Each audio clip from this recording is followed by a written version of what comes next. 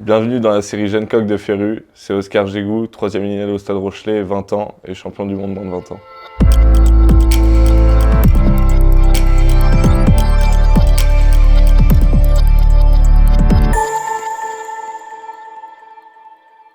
J'ai découvert le rugby du coup grâce à l'intermédiaire de mes frères qui en faisaient.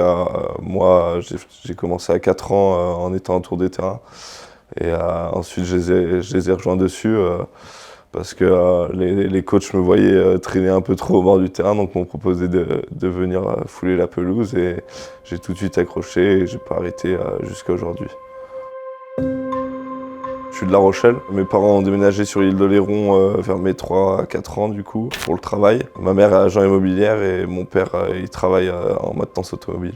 Je chausse mes premiers crampons avec l'île d'Oléron. Mes frères ont commencé le rugby là-bas. Et je prends ma première licence de 5 à 6 ans et ensuite je viens au Stade Rochelet très tôt. J'ai commencé sur l'île d'Oléron pour m'amuser évidemment. Ensuite, à l'arrivée au Stade Rochelet, là j'ai commencé à un peu plus être dans le sérieux. Donc j'arrive en moins de 7, deuxième année au Stade Rochelet. Et ensuite j'ai suivi toutes mes années de l'école de rugby et de l'académie espoir et jusqu'à professionnel au Stade Rochelet aussi. Vers 11-12 ans, j'ai compris que je voulais faire ça toute ma vie. Et si je pouvais gagner ma vie avec, c'était encore mieux. Ouais, dans le rugby, j'aime me défouler. C'est surtout l'agressivité, le combat qui m'anime un peu sur le terrain et qui me permettent de passer une bonne semaine. Et en professionnel, c'est plus le week-end qu'on extériorise ça. Mais quand j'étais petit, c'était à tous les entraînements. Voilà, il y en avait 2 par semaine ou 3. Et c'était vraiment le moment où j'arrivais à balancer mon énergie là où il fallait.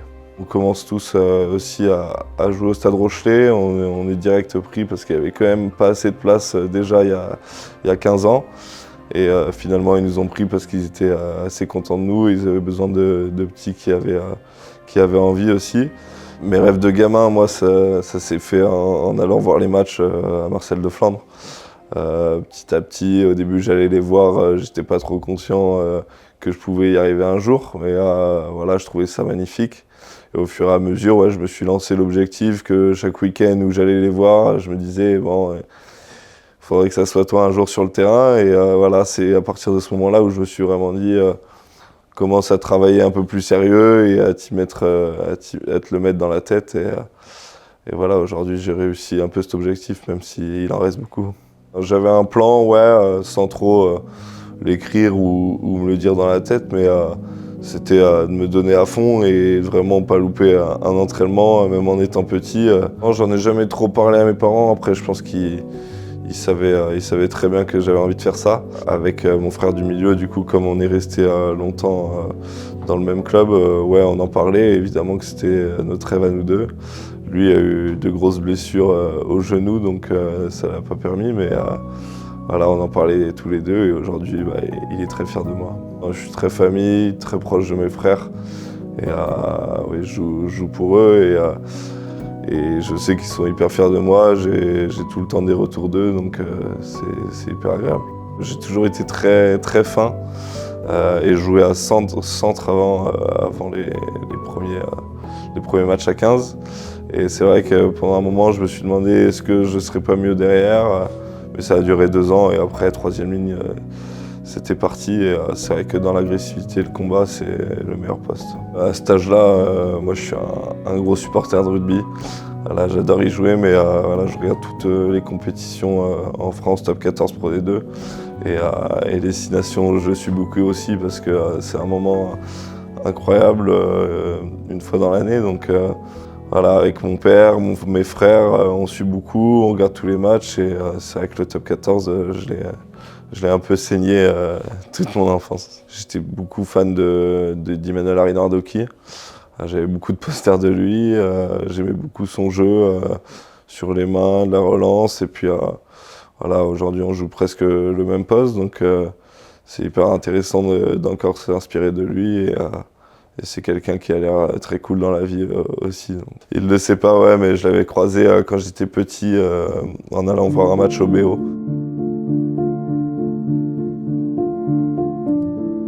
J'ai pas eu beaucoup de stress du passage d'espoir à pro, non.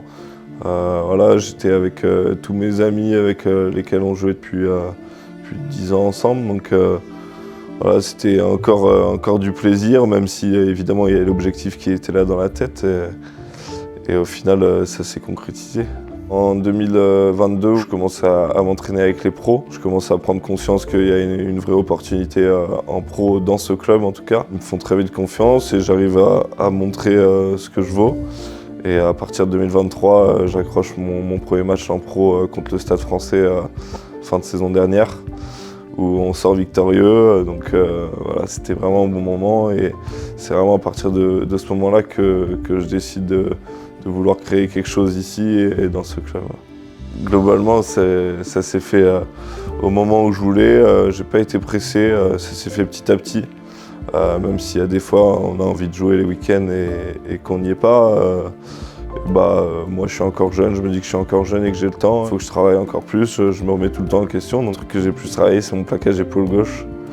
J'avais une grosse faiblesse, je travaille beaucoup sur l'épaule droite. Je me sens très à l'aise de l'épaule droite, mais je plaquais jamais de l'épaule gauche. Et maintenant, on sait que c'est très dangereux avec les contacts à la tête de plaquer de la mauvaise épaule. Donc voilà, je travaille beaucoup de là-dessus et ça commence à évoluer, donc je suis assez content. Les blessures, ouais, ça peut être inquiétant pour une carrière de rugbyman. Moi, j'essaye de ne pas y penser, même si j'ai mon grand frère qui en a subi 2 au genou, qui lui ont sûrement coûté une plus belle aventure dans le rugby. Mais voilà, moi, j'ai jamais été très blessé. Je crois que ma plus longue blessure, ça devait être 1 mois et demi. Donc, je suis pas inquiété avec ça. Et c'est juste bien se préparer et prévenir les blessures avec la prépa physique. C'était quoi le truc le plus dur ou chiant et qui t'a surpris dans le fait de devenir pro? Il n'y a pas de truc compliqué. Non, franchement, j'ai pas. Je kiffe tout dans le rugby. Il n'y a rien qui m'embête, même dans le sport même avec les pros. Voilà, les entraînements, on est très content d'y aller. Peut-être la muscu, quelquefois, qui nous embête, enfin qui m'embête moi. Et pas mal de joueurs aussi. Donc voilà, c'est les petites choses autour, les réunions, mais sur le terrain, il n'y a aucun problème. Moi, je m'éclate, que ce soit à l'entraînement ou en match. Ce qui m'a beaucoup surpris, oui, c'est de rencontrer des joueurs que j'avais un poster dans ma chambre. Ça, c'est hyper satisfaisant quand même.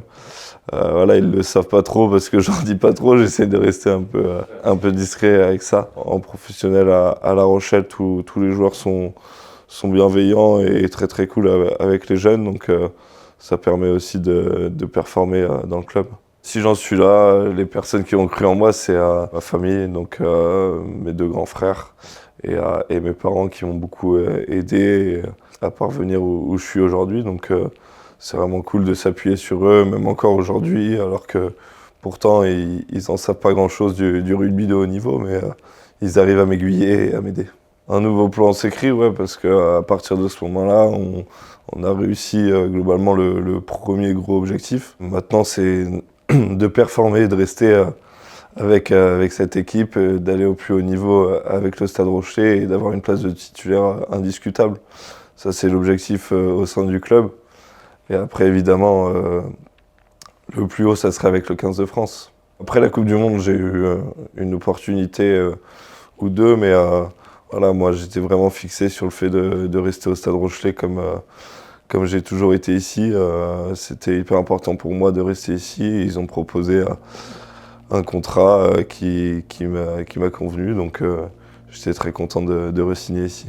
La première fois que je porte le maillot bleu, c'est en avril 2022, lors d'une tournée en Irlande avec les U20 développement, donc la catégorie juste en dessous du 20. Et voilà, c'est la première fois que je joue avec le numéro 7 bleu dans le dos et c'était vraiment, vraiment cool et vraiment émouvant. La première sélection, ça s'est fait d'abord par des stages, donc on a un petit avant-goût de pouvoir porter ce maillot. Et au final, je suis appelé pour le premier match destination contre l'Italie, où je suis remplaçant, mais je rentre à la mi-temps. Et le match se passe très bien et je suis réaligné contre l'Irlande, cette fois en titulaire. Donc voilà, très content de pouvoir jouer des matchs officiels de destination. Et c'était vraiment un moment important pour ma jeune carrière. En U20, il y a un petit écart avec les pros, ouais, parce que les contacts sont un peu moins rudes, mais par contre sur la vitesse, je trouve que ça va aussi vite qu'en top 14, voire plus vite. En top 14, voilà, les phases de jeu sont plus répétées, plus précises, et les défenses sont aussi plus serrées, donc c'est difficile à manœuvrer. Ma plus grande fierté, ça a été le titre de champion du monde. C'est un moment incroyable qui confirme un peu ta carrière espoir et toute ta formation. L'avant-après Coupe du Monde, ouais, complètement, il y a une différence. Maintenant, il faut rester humble, même parce que c'est qu'un championnat du monde U20, on n'est pas arrivé au plus haut, mais c'est vrai que voilà, les gens s'intéressent plus à toi et aujourd'hui, on le sait très bien, quelqu'un qui a fait équipe de France jeune est beaucoup plus regardé et amené à jouer en top 14, donc c'est hyper important. Ouais. Je rêve de m'imposer dans ce club et d'avoir une grande carrière ici et en équipe de France. Pour parler du club, voilà, j'ai un exemple en tête, Romain Sazi. Même s'il a commencé plus tard que moi, j'aimerais suivre son chemin et gagner des titres avec le club, parce que pour l'instant, les 2 titres, je les ai pas. Donc voilà, soulever quelque chose avec ce club et y rester le plus longtemps possible jusqu'à la fin de ma carrière, ça serait cool.